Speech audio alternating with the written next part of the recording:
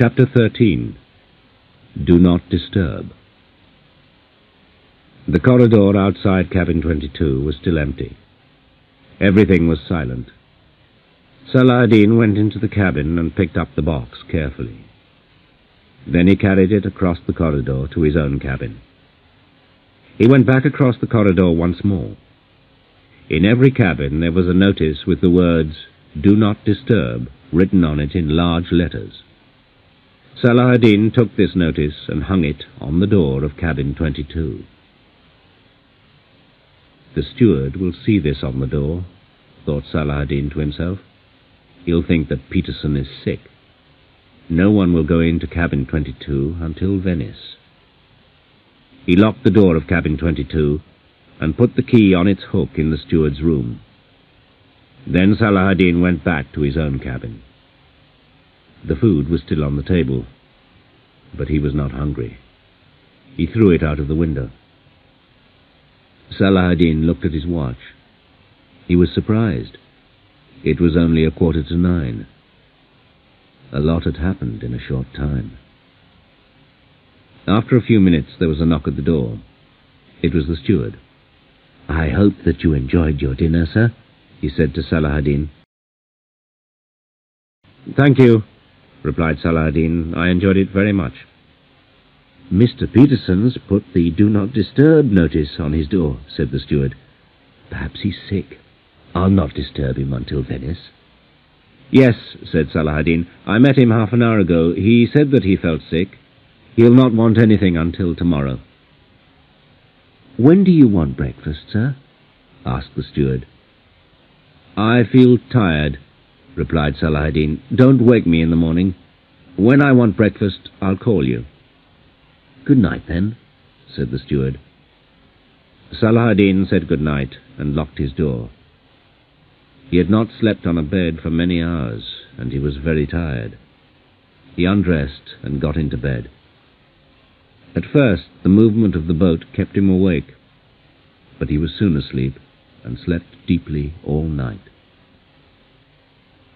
When Salah ad-Din woke up the next morning, the bright sun was shining into his cabin. He looked at his watch. It was nearly 11 o'clock.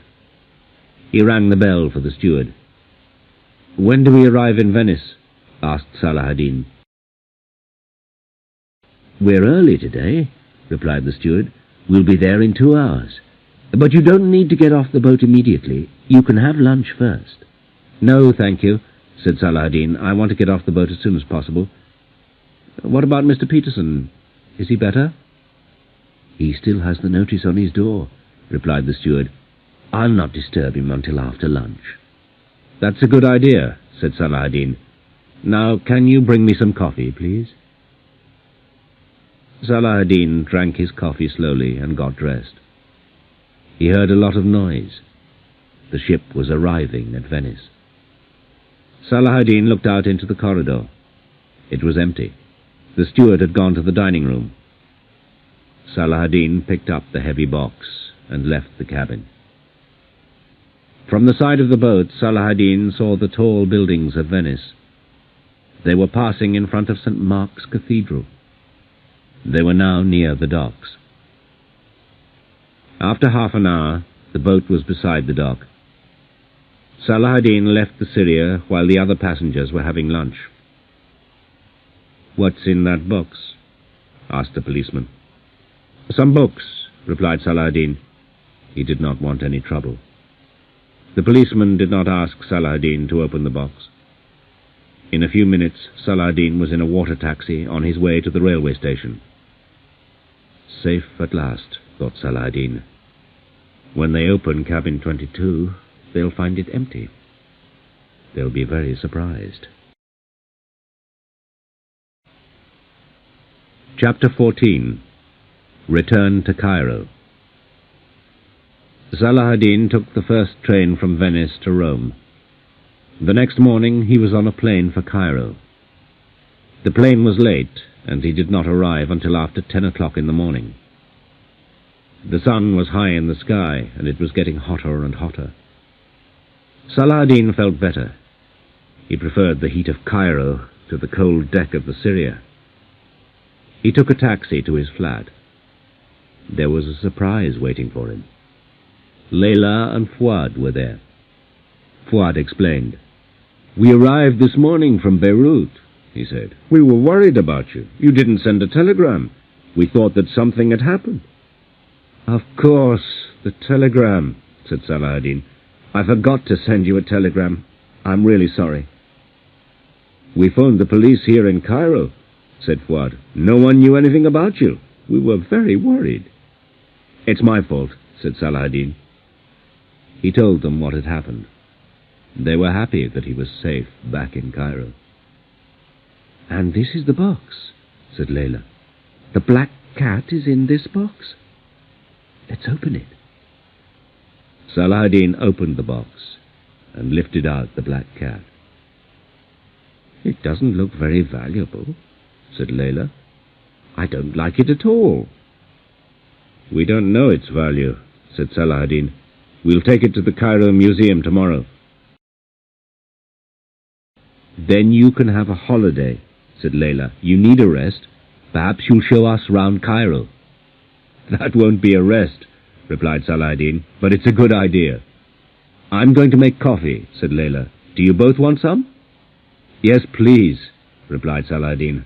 "I want some coffee, and I want your story, Fuad. What happened at Baalbek?"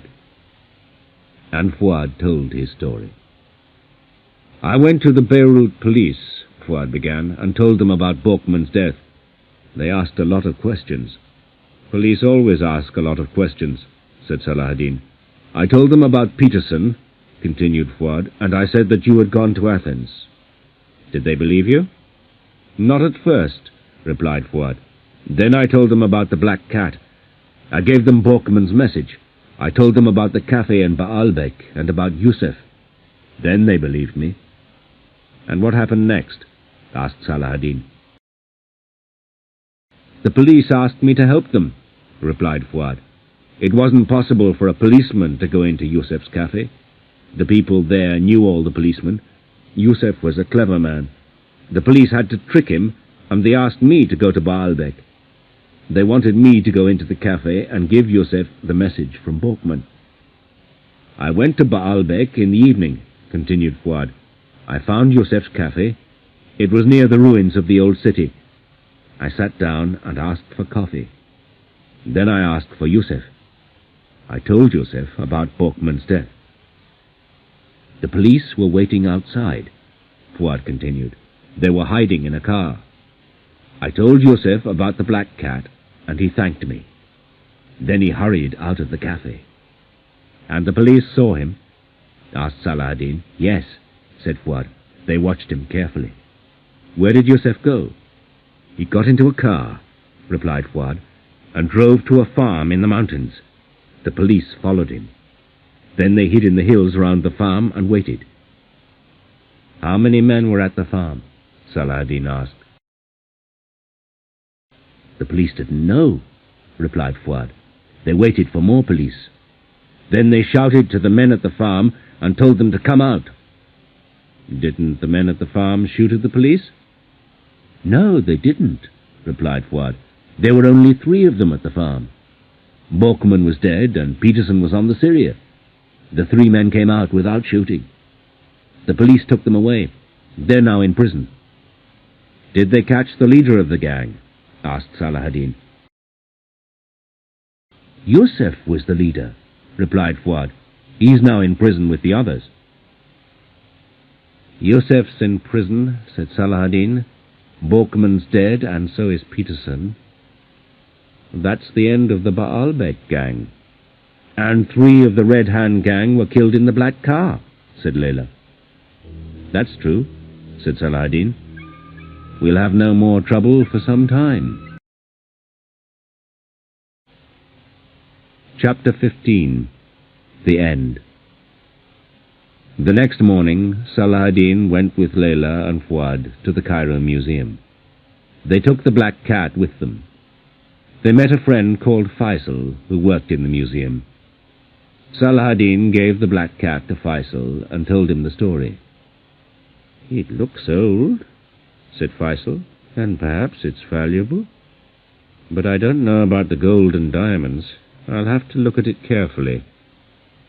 Saladin, Layla, and Fuad went and had some coffee. They came back to the museum about 2 hours later. "Well, what's the answer?" asked Fuad. "It's very old," replied Faisal. "But it's not made of gold, and there are no diamonds. The eyes and collar are made of stone. The cat is made of a heavy kind of wood." "So it isn't valuable," said Layla. "7 men have died for a piece of wood." "No, you're wrong," said Faisal. "It's very, very valuable. It's more than 2,000 years old. The gold and diamonds aren't important." "Perhaps there really was a gold cat," said Saladin. "Perhaps tomb robbers stole the real cat thousands of years ago. Then they put this wooden cat into the tomb."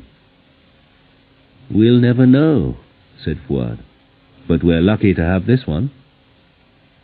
"Yes, we are lucky," said Faisal. "Can we have it for our museum?" "Of course you can," replied Saladin. "This is the right place for it." "Come back in November," said Faisal. "Then you'll see the black cat in its right place." "And we'll come back too," said Layla. "Fuad's been working too hard. He needs a real holiday. We'll come back to Cairo for 2 weeks in November." "That's a good idea," said Faisal. "I'll see you all then." 6 months later, Saladin was sitting in his office. Summer was over and the weather was getting cool. The telephone rang. "You remember your promise, don't you?" asked Faisal. "My promise?" "To come to the museum," continued Faisal. "The new room is going to be open tomorrow at 10 o'clock. "Oh, of course," said Saladin. "I'll be there." The next morning there was a crowd of people in the museum. Faisal met Saladin and took him to the new room. There was a large notice outside the door. The Treasures of Ankutan.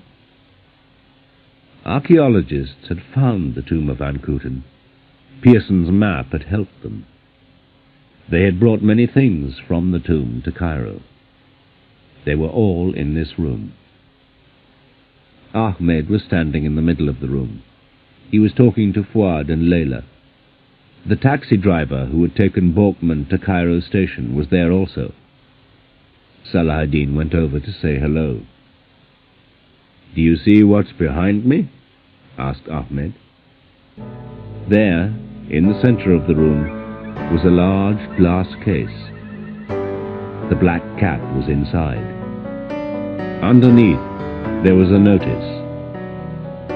The Black Cat of Ankutan, given by Salahuddin el-Nur.